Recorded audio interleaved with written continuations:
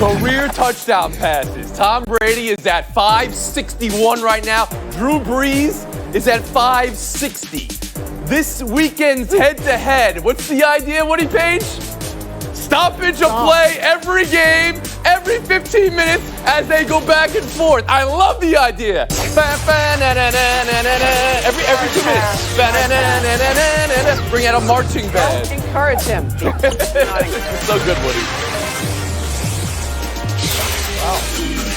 It's the biggest game on the Week 9 schedule, Saints-Buccaneers. When they played in Week 1, New Orleans 34, Tampa 23. Saints picked off Brady twice. Now, mix in a little Antonio Brown into it.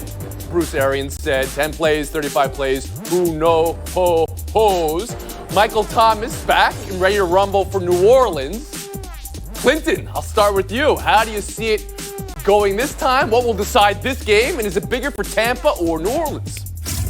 I think it's much bigger for New Orleans as a result of other teams dropping out of the NFC playoff race. All of a sudden, the Saints look like they can get things back on board. However, the problem with this is Drew Brees. Drew Brees is averaging under 6 air yards per attempt, which is like the second worst in the league in 15 years, and has been the reason why they haven't been able to get that offense the way that they want to, aside from the fact that Michael Thomas has not been available. That being said, fun little matchup. Drew Brees has beaten Tom Brady quite a few times in his career, and he's one of like a baker's dozen of guys that's actually got a winning record against him. So I think this means a lot for Brees personally, as well as the Saints overall in terms of their goals this season. You would say Michael Thomas on the field, bigger addition than Antonio Brown on the field for Tampa? Absolutely. I think Michael Thomas was arguably the best receiver in the NFL, and he's been playing, or at least he was before that, and adding him back is exactly what Brees needs, I think, to even take those shots, never mind complete them and win. Woody Page, you agree with Clinton that this game is bigger for New Orleans, or you think maybe Tampa?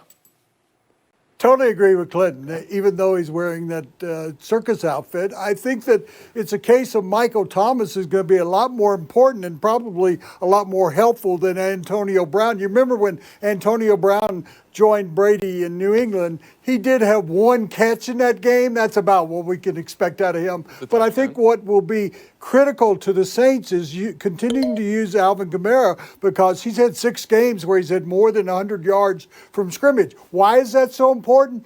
Brees has had a shoulder injury and not practiced 3 times this week. So he's going to have to go to wheel routes and shorter routes.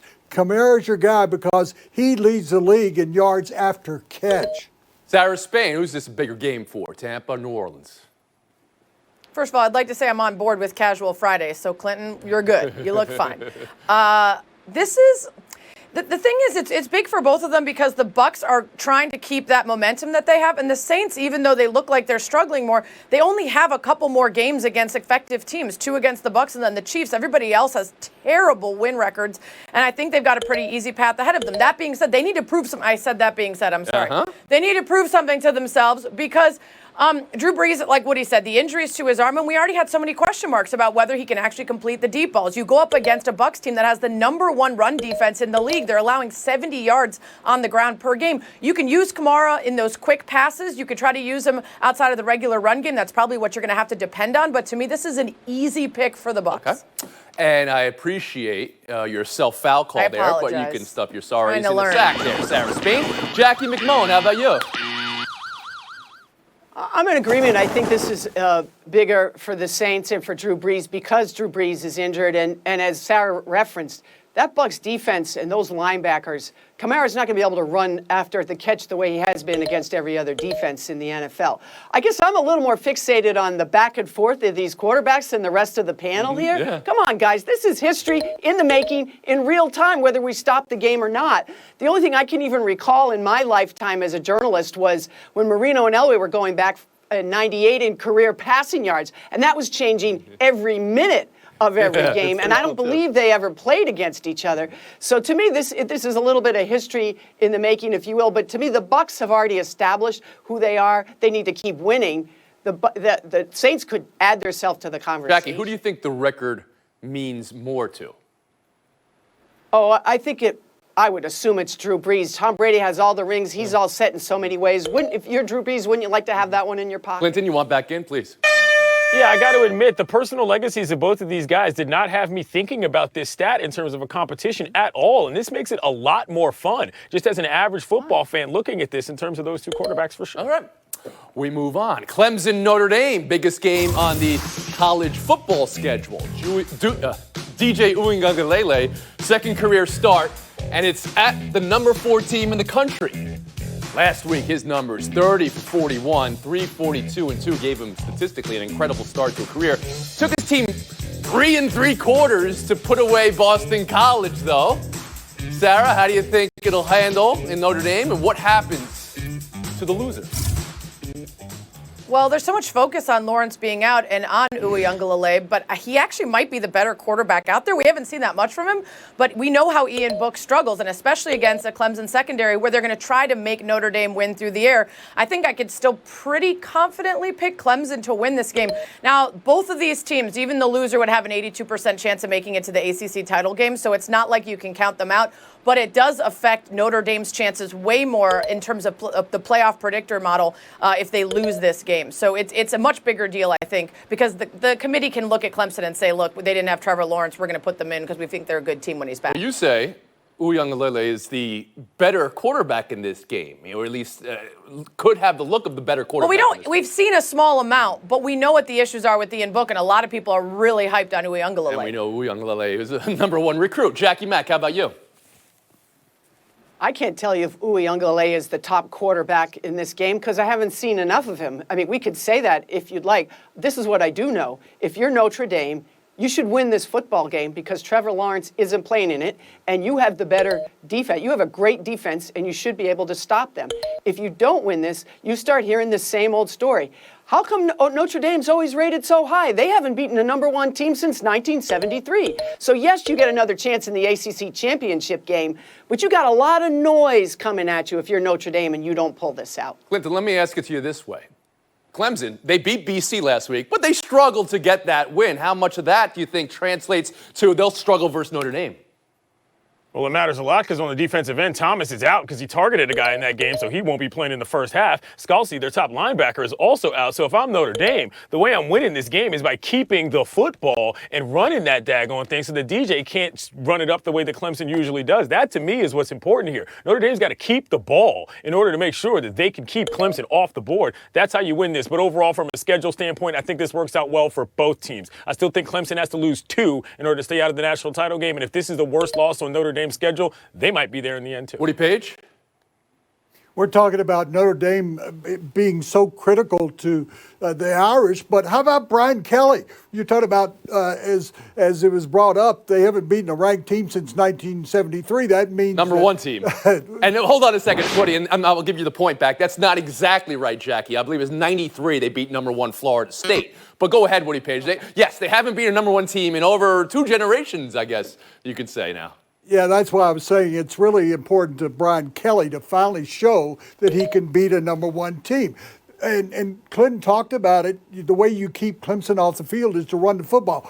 The Irish does have a good running game. So Book is not going to be as important, I think, as those 2 running backs they have. Okay. And you have an opportunity here. You better without Lawrence because you're going to play them again in the ACC championship, I believe. So you better get this one so that if you are protected the rest of the season, if you do happen to lose one game, you still get into the ACC title game. You could like Notre Dame's running game. Don't forget. Travis Etienne, no slouch either, just set the ACC record for rushing. Make a pick, Jackie Mack. I think I better pick Notre Dame since I got their stat right. Sarah Spain. Clemson. Woody Page. Notre Dame. Yates. Notre Dame Fighting Irish. All right, 3 of the 4 taking Notre Dame. We'll move on. Pac-12 season kicking off tomorrow. 5 games in conference, 1 game postponed in conference for COVID. And a 9 a.m. local kickoff for Arizona State, USC. Nothing college kids like more than that. Woody, how will that go? What will the Pac-12 do? Last conference in schedule, what would it have to do to make the playoff? Let me ask you that.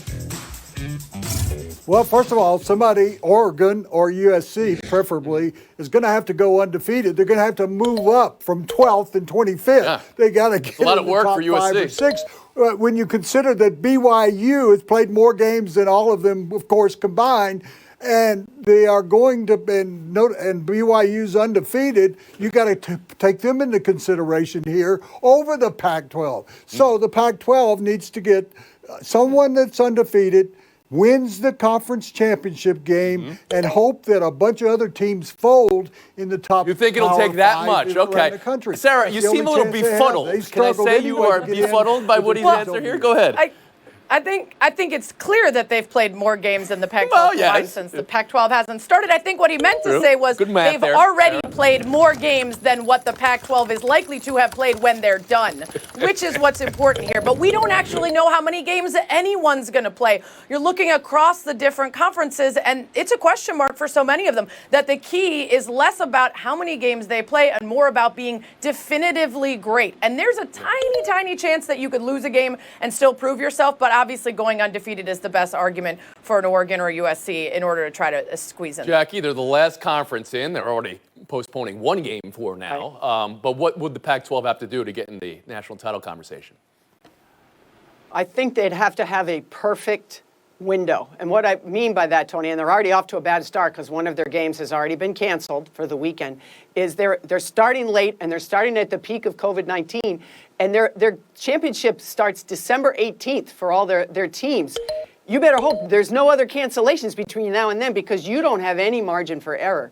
And so you can go undefeated, but you have to, you can't go undefeated at 3-0 and 4-0 and have anybody take you seriously. I love the math right? So we're you gotta doing get here those right games now. in. We're counting what's greater than 0. And, we have Kornacki and John King on TV doing real math. And we're like, is one more than 0? Let me get my calculator.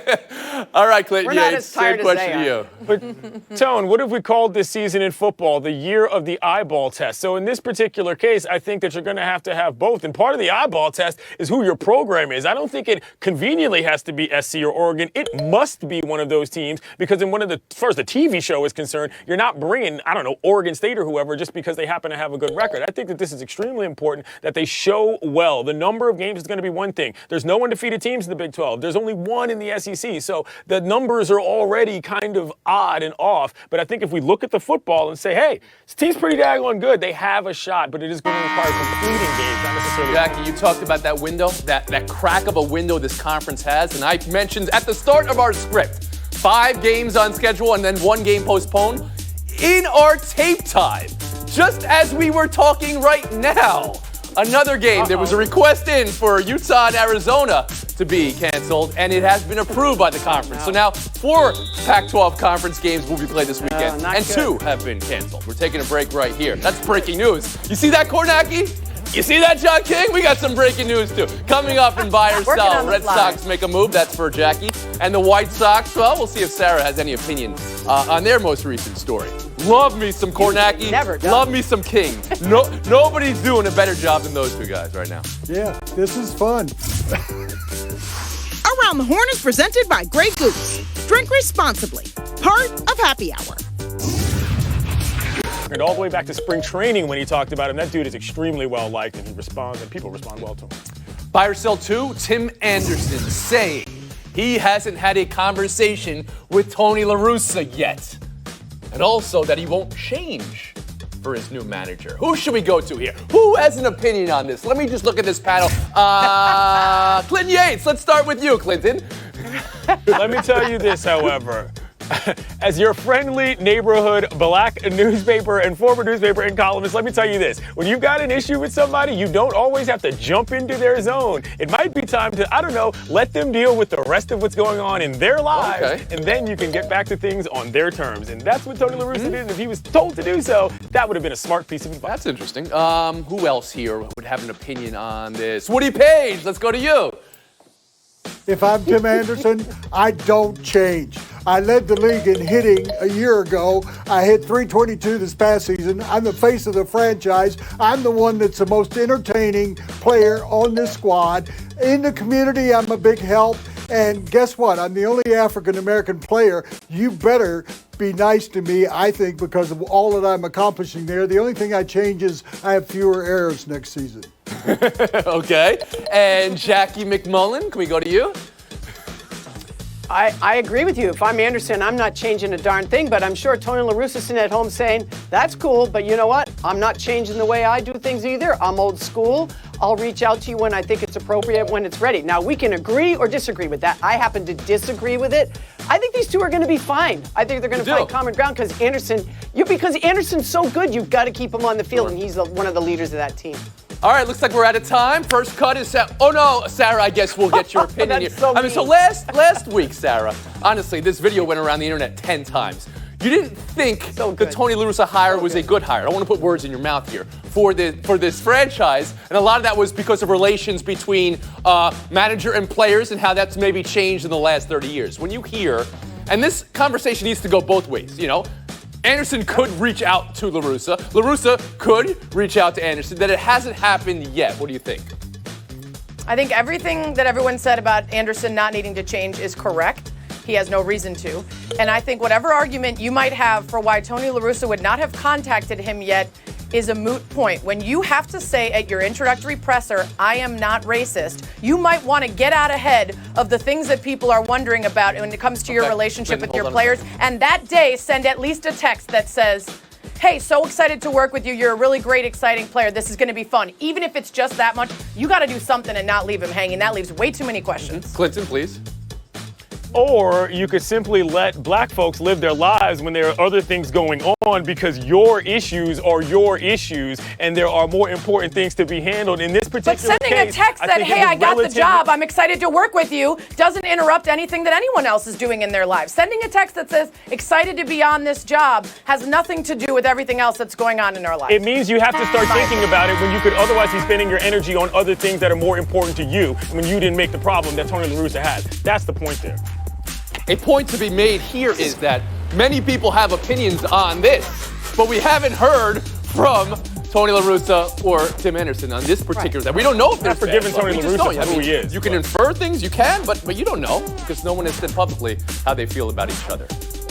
I know publicly you guys and privately feel very good about each other, but I feel a little bit better about Clinton Yates and Woody Page right now. Spade and McMullen going to have that side conversation wherever you guys go. Yates, Page, showdown. 2 minutes. Next time you carry out 3 topping. Are you satisfied? Yes, I am. I came out very hard on him and demanded that he lose the World Series share. Additional information has come out that it was the Dodgers, the baseball, and him. They all share the blame. Mm-hmm. Clinton, you satisfied?